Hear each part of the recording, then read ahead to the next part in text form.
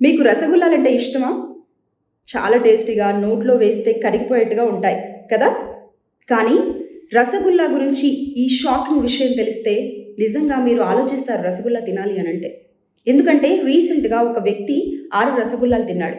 తిన్న వెంటనే అతని కాళ్ళు, చేతులు వంకర్లు పోయి పెరాలిసిస్ బారిన పడ్డాడు.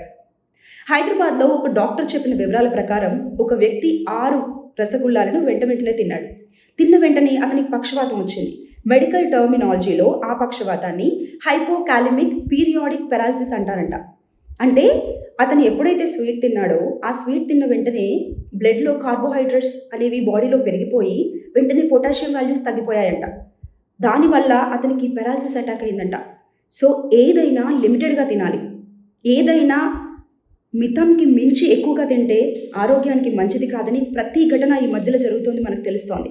సో, స్వీట్స్ తినే ముందు చాలా జాగ్రత్తగా ఉండండి. లిమిటెడ్‌గా తింటే బెటర్.